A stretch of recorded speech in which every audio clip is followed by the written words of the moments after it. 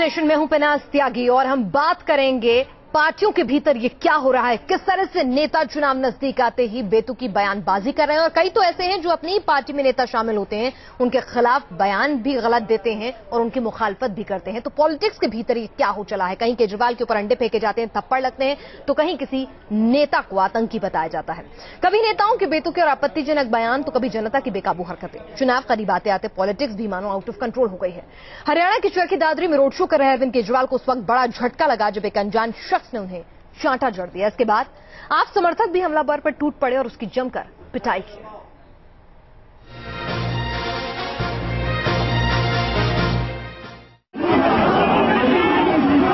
हंगामे की ये तस्वीर अरविंद केजरीवाल के रोड शो की है और एक शख्स की पिटाई कर रहे ये लोग आम आदमी पार्टी के कार्यकर्ता हैं। अब आपको तफसील से बताते हैं कि आखिर ये पूरा माजरा क्या है। दरअसल चरखी दादरी में रोड शो कर रहे केजरीवाल को किसी ने अचानक चांटा जड़ दिया। फिर क्या था, आम आदमी पार्टी के कार्यकर्ता और केजरीवाल समर्थक हमलावर पर टूट पड़े। लात घूंसे से उसकी खूब पिटाई की गई, लेकिन केजरीवाल पक्के गांधीवादी निकले। फौरन समर्थकों को नसीहत। आम आदमी पार्टी के कार्यकर्ता और केजरीवाल समर्थक हमलावर पर टूट पड़े। लात घूंसे से उसकी खूब पिटाई की गई, लेकिन केजरीवाल पक्के गांधीवादी निकले। फौरन समर्थकों को नसीहत दी कि अगर आंदोलन को जारी रखना है तो चांटा खाकर दूसरे गाल को आगे बढ़ाने का गुर सीखना होगा। गांधी जी ने कहा था, एक गाल में अगर थप्पड़ मारे तो दूसरी गाल आगे कर दो। हमें उसी फिलॉसफी पे चलना है, अहिंसा पे काम करना है। अगर हमने उसको पीटना चालू कर दिया, हमारा खेल खत्म हो जाएगा, हमारा सारा आंदोलन खत्म हो जाएगा। जनता का दिल कब किस पर ढल जाए और कब किससे उसका मिजाज आजीज आ जाए, ये कहना मुश्किल है। पहले केजरीवाल ने वो दिन देखे जब दिल्ली की जनता ने उन्हें सिर आंखों पर बिठाया और अब हर जगह उन्हें मुखालिफत के नजारों से भी रूबरू होना पड़ रहा है। बहरहाल हरियाणा पुलिस के 6 लोग केजरीवाल की हिफाजत में लगा दिए गए हैं। Team news nation.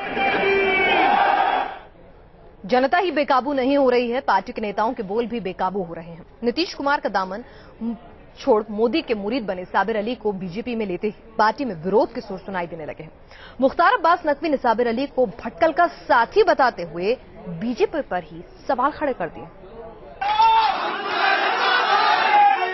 ये राजनीति है और इसमें दोस्त कब दुश्मन और दुश्मन कब दोस्त बन जाए कहा नहीं जा सकता। कल तक जो साबिर अली बीजेपी और नरेंद्र मोदी को पानी पी पी कर कोसते नजर आते थे, वही साबिर अली अब गले में बीजेपी की माला डालकर नमो नमो का जाप कर रहे हैं। मैं खुद गुजरात गया, मैं देख के आया और जब दूर से रहती है तो फिर उसकी अच्छाई बुराई नहीं थी। मैंने करीब से देखा, मुझे अच्छा लगा कि देश हित में है, इसलिए हमने फैसला लिया। आप नरेंद्र मोदी के लिए प्रचार करेंगे पूरे बिहार में? बिल्कुल करेंगे, देश के कोने कोने में करेंगे। बीजेपी में आते ही साबिर अली को नरेंद्र मोदी की नीतियां पसंद आने लगी हैं, तो दूसरी ओर बीजेपी में साबिर के शामिल होने की मुखालफत भी शुरू हो गई है। पार्टी के सबसे बड़े मुस्लिम चेहरे मुख्तार अब्बास नकवी ने न केवल साबिर का विरोध किया बल्कि उन्हें आतंकी भटकल का दोस्त भी बता दिया। नकवी ने ट्विटर पर लिखा है, आतंकवादी भटकल का दोस्त बीजेपी में आ गया है, अब जल्द ही दाऊद भी आएगा। थी क्या ज्योग्राफी थी, तो उसके बारे में मुझे नहीं कहना है कि ये हिस्ट्री और ज्योग्राफी पूरा देश जानता है और वो पूरी तरह से पक्की तौर से जानते हैं, इसलिए कहीं जाने अनजाने में गलती होती है, उस गलती को करेक्ट भाजपा ही बनाएंगे। लेकिन बड़ा सवाल ये कि क्या बीजेपी में किसे शामिल करना है किसे नहीं, आखिर ये फैसले कौन ले रहा है? क्या पार्टी के नेताओं से रायशुमारी नहीं की जा रही या फिर कोई खेमा है जो दूसरे कद्दावर नेताओं को दरकिनार कर धड़ाधड़ ऐसे फैसले लेता जा रहा है? अगर वाकई ऐसा है तो बीजेपी में बगावत की आवाज बुलंद होने की आशंका से इनकार नहीं किया जा सकता। Team news nation. चलिए, और हमारे साथ उस पर चर्चा करने के लिए, पॉलिटिक्स में सब क्या कुछ हो रहा है इस पर बातचीत करने के लिए खास मेहमान जुड़ रहे हैं। हमारे साथ विवेक बंसल कांग्रेस के नेता इस वक्त जुड़ गए हैं, बुक्कल नवाब हमारे साथ समाजवादी पार्टी के नेता जुड़ रहे हैं, हमारे वरिष्ठ सहयोगी अजय कुमार भी हमारे साथ जुड़ रहे हैं। सबसे पहले बुक्कल नवाब आपके पास चलूंगी, ये बताइए कि आखिर पॉलिटिक्स में ये सब हो क्या रहा है? देखिए, जो भी हो रहा है ये उठा पटक का खेल हो रहा है और ये एक अजीब बात है, समझ में नहीं आती है कि कल तक जो हमारा दुश्मन था, जिसको हम बातें सुनाते थे, जिसको हम बुरा भला कहते थे, और आज जो है वो जैसे गंगा में नहा लेते हैं वो पवित्र हो जाता है, उसी तरीके से वो जो है गंगा में नहा के जैसे लगता है कि पवित्र हो गया, वो पाक साफ हो गया, वो बेदाग हो गया, वो जानवर था इंसान हो गया। ये अजीब बात है, ये बिल्कुल मतलब ये भाजपा का जो है हताशा का जो है प्रश्न चिन्ह है जो उसके ऊपर लगता है कि जिसको चाहे बुला लें। वो भटकल के कल तक के कहे थे कि भटकल का साथी है, आज भटकल का साथी नहीं है, आज तो वो बीजेपी का साथी है, तो वो अच्छा हो गया। आज भटकल के जो है वो तो पैरवी कर रहे हैं कि भटकल का साथी नहीं है। तो इस तरह की ये बहुत ही ओछी राजनीति है। और चलिए बुक्कल साहब, आप बीजेपी को नसीहत दे रहे हैं, बीजेपी की तरफ से भी हमारे साथ खास मेहमान जुड़ने अभी बाकी हैं, लेकिन अजय कुमार हमारे वरिष्ठ सहयोगी भी साथ हैं। अजय, यहाँ पर नसीहत तो दी जा रही है, लेकिन कमोबेश हर पार्टी का हाल यही नजर आता है। बिल्कुल फिनाज, मैं यही अभी बुक्कल नवाब साहब से पूछना चाह रहा था कि समाजवादी पार्टी में भी तो कुछ ऐसा ही होता रहा है। एक जमाने में अमर सिंह की तूती बोलती थी और उसके बाद एक ऐसा वक्त भी आया कि अमर सिंह और जयप्रदा को बाहर का रास्ता दिखा दिया गया। आजम खान को लेकर जिस तरह से तमाम विरोध होता रहा वो भी सामने दिखाई देता रहा है। तो बुक्कल नवाब साहब, आपकी पार्टी भी पाक साफ नहीं है, और ऐसे में बंसल साहब मैं आपसे भी पूछना चाहूंगा, ऐसे कई लोग हैं जो कांग्रेस के नेता हुआ करते थे, बड़े बड़े जगदम्बिका पाल जैसे, और ये तमाम लोग अब बीजेपी में शामिल होते जा रहे हैं। तो ये नेताओं का आना जाना तो बना ही रहता है ना। एंकर में अब आप एंकर हैं कि सवाल मुझसे पूछ रहे हैं।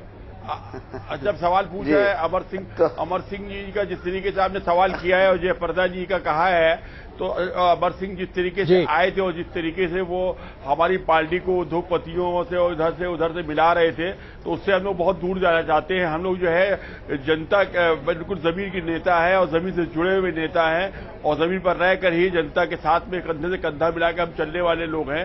इसलिए उनकी मजबूरी है कि वो मतलब उद्योगपतियों से मतलब हाथ मिलाओ, ये करो वो करो, तो वो हम लोग नहीं करना चाहते और हम लोग इसलिए उनसे किनारा कर लिया है। चलिए अमर सिंह बंसल साहब जी जी, हेलो, हाँ हेलो बंसल साहब, आपकी पार्टी से भी तो बहुत सारे लोग अपने आप को अलग करके भारतीय जनता पार्टी से जोड़ते हुए दिखाई दे रहे हैं। वो भी तो अब आप मान रहे हैं कि भारतीय जनता पार्टी में ज्यादा शायद अच्छा भविष्य देखने को मिल सकता है। जगदम्बिका पाल उसकी एक मिसाल है। देखिए मैं ये नहीं कहना चाहता कि अच्छा भविष्य दिखाई दे रहा है या कुछ है, या ये कहिए कि जो गलत जो एलिमेंट्स थे उनकी पार्टी में हमें उनको हम प्राथमिकता नहीं दे पा रहे हैं। हम उनके वो लोग किसी ना किसी रूप में उनकी अपेक्षाएं ज्यादा हैं, महत्वाकांक्षाएं ज्यादा हैं। जब आदमी की महत्वाकांक्षाएं पूर्ण नहीं होती तो वो दूसरा घर देखता है। पर लेकिन ये बड़े खेद की बात है, आज ये बात किसी एक पार्टी को आप उठा के देखें। पर लेकिन मैं इतना जरूर कहना चाहूंगा कि आज भारतीय जनता पार्टी जरूर, आज उनके नेता मोदी जी कहते थे कि वोट की राजनीति नहीं होनी चाहिए, जगह जगह उन्होंने भाषण दिए। पर लेकिन आज जिस तरीके से लोगों को सम्मिलित किया जा रहा है, चाहे वो किसी विचारधारा का हो, तो वो सिर्फ और सिर्फ आज सत्ता में आने की राजनीति हो रही है। सत्ता के हथकंडे किस तरीके से सत्ता प्राप्त की जाए, किस तरीके से अपना जो आपका लक्ष्य है उसे पूर्ण सत्ता में आया जाए। तो ये दुर्भाग्यपूर्ण बात है। आज करनी और कथनी में आज सिद्धांतों की राजनीति नहीं हो रही। और मैं ये कभी कभी सोचता हूं, और मैं ये भी कहना चाहूंगा, इसलिए नहीं कि मैं कांग्रेस का एक सिपाही हूं, पर लेकिन कांग्रेस ने अधिकांशतः सिद्धांतों की राजनीति की है। अगर हमने सेकुलरिज्म की बात की, अगर हमने सांप्रदायिक ताकतों के विरोध की बात, सलमान खुर्शीद जैसे कद्दावर नेता भी, तब कौन से सिद्धांत होते हैं उस बदजुबानी करते वक्त? देखिए वो सिद्धांत की बात नहीं। देखिए आप एक बात को दो गलत पैरेलल मत, गलत तुलना मत कीजिए। उन्होंने किसी भाषा का प्रयोग किया। देखिए उस भाषा को आप उस परिप्रेक्ष्य में लीजिए कि उन्होंने किसी उसमें कहा कि वो शासक थे और वो वहां की हिंसा नहीं रोक सके, तो उस संदर्भ में उन्होंने उसका हर चीज का एक रेफरेंस टू कॉन्टेक्स्ट होता है और उसके परिप्रेक्ष्य में उसका अध्ययन करना चाहिए। मैं उसके बावजूद सुनिए उसके बावजूद कांग्रेस पार्टी के प्रत्याशी ने किस तरीके से नरेंद्र मोदी के बारे में चुनाव आयोग से इस बात बुक्कल नवाब साहब और बंसल साहब एक सेकंड कीजिए। बुक्कल नवाब साहब, बंसल साहब, हम यहाँ पर एक रिपोर्ट दिखाना चाह रहे हैं कि किस तरीके से कांग्रेस पार्टी के प्रत्याशी ने नरेंद्र मोदी के बारे में जो आप शब्दों का इस्तेमाल किया है। आइए सबसे पहले इस रिपोर्ट को दिखाते हैं और उसके बाद हम उम्मीद करते हैं कि बंसल साहब फिर इसका जवाब देंगे कि क्या इस प्रत्याशी को वो अपनी पार्टी से टिकट डिनाई करते हैं या नहीं करते हैं। बिना सबसे पहले ये रिपोर्ट दिखाते हैं, फिर आगे चलते हैं। जी बिल्कुल अजय। सत्ता के संग्राम के दिन जैसे जैसे नजदीक आ रहे हैं, नेता होने लगे हैं आउट ऑफ कंट्रोल। एक दूसरे को बोली की गोली से छलनी करने की होड़ तेज होती जा रही है, लेकिन इस होड़ में सहारनपुर से कांग्रेस के उम्मीदवार इमरान मसूद सारी हदें लांघ गए। सहारनपुर में एक चुनावी सभा में मोदी के खिलाफ इमरान ने बेहद ही आपत्तिजनक भाषा का इस्तेमाल किया। मोदी के खिलाफ इमरान ने जिन शब्दों का इस्तेमाल किया, उन्हें हम आपको सुना भी नहीं सकते। ड्रामेबाजी करने को कोई कुछ कर ले, नरेंद्र मोदी से कौन लड़ेगा? इमरान लड़ेंगे जो ठोक के जवाब दे। वो गुजरात समझ माने या गुजरात बना दे।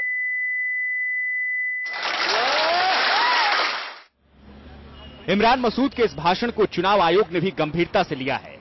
सहारनपुर के थाना देवबंद में मसूद के खिलाफ धारा 153A के तहत भाषा के आधार पर विभिन्न समूहों में नफरत पैदा करने, 504 के तहत भड़काऊ भाषण देना और 506 के तहत किसी को जान से मारने की धमकी देने के लिए मामला दर्ज किया गया है। साथ ही 310 के तहत सभा में दलितों के खिलाफ भी आपत्तिजनक भाषा के इस्तेमाल के लिए कांग्रेस उम्मीदवार के खिलाफ अनुसूचित जाति जनजाति अधिनियम के तहत भी FIR दर्ज कराई गई है। 2% में एक MP, एक मंत्री, एक MLA, एक MLC, 4, 2%, 4 रिजर्व सीट है, वहां से बन जाए, लेकिन जर्नल पर भी देहात में जहां 1,10,000 मुसलमान, 2%, 4 रिजर्व सीट है, वहां से बन जाए, लेकिन जर्नल पर भी देहात में जहां 1,10,000 मुसलमान है, वहां भी है। इमरान मसूद के बयान को बीजेपी ने कांग्रेस के डर से जोड़ दिया है। बीजेपी नाराज है आपत्तिजनक बोल पर, लेकिन दावा ये भी कर रही है कि जितना मोदी को निशाना बनाया जाएगा, वो उतने ही मजबूत होंगे। आपने देखा होगा जितने ही अधिक राजनीतिक प्रहार नरेंद्र भाई पर हुए हैं, उतना ही उनकी लोकप्रियता इस देश में बढ़ी है। इमरान मसूद ने दावा किया कि मैं मोदी को जवाब दूंगा। अब कांग्रेस भी अपने उम्मीदवार के बयान की मजम्मत कर रही है। ये अशोभनीय है, इस तरह के शब्दों का इस्तेमाल नहीं करना चाहिए, क्योंकि हम जो है इससे हम अराजक लोगों को सबक सिखाने के लिए हम अराजक शब्दों का इस्तेमाल करते हैं, ऐसा नहीं होना चाहिए। मुस्लिम धर्म गुरुओं ने भी मसूद के बयान को असभ्य और समाज को बांटने वाला बताया है। किसी के खिलाफ इतनी गलत अल्फाज का इस्तेमाल करें, अगर कोई शख्स मुसलमानों के कत्लेआम का कसूरवार है तो आप उसके खिलाफ जो कानूनी रास्ता है वो इख्तियार करें, या जो इलेक्शन में वोट के जरिए आप उसको सजा दे सकते हैं तो वो दें, लेकिन ऐसी अल्फाज न इस्तेमाल करें जिससे कहीं ना कहीं एक गलत मैसेज लोगों के दरमियान जाता हो। इमरान मसूद कांग्रेस के वरिष्ठ नेता रशीद मसूद के भतीजे हैं। रशीद फिलहाल जेल में हैं और उनके बेटे शादान मसूद समाजवादी पार्टी के टिकट से सहारनपुर से उम्मीदवार हैं। Team news nation. चलिए विवेक बंसल साहब, आपने खुद सुना आपके कैंडिडेट ने किस तरह की भाषा का इस्तेमाल किया, अब क्या कहेंगे? क्या उनके कैंडिडेट को आप खारिज करेंगे अपने उस कैंडिडेट को? जहां तक हिंसात्मक जहां तक हिंसात्मक भाषा का सवाल है, हम लोगों ने कांग्रेस पार्टी की ना तो ये परपाठी रही है इस तरीके की भाषा इस्तेमाल करने की, और ना हिंसा को कभी हमने बढ़ावा दिया है। दूसरे, जहां तक इनके वक्तव्य का सवाल है, मैं अभी तो हमने इनसे स्पष्टीकरण भी मांगा गया है। इन्होंने ये कहा है कि इनका बयान तोड़ मरोड़ के प्रस्तुत किया गया है। स्पष्टीकरण आने दीजिए।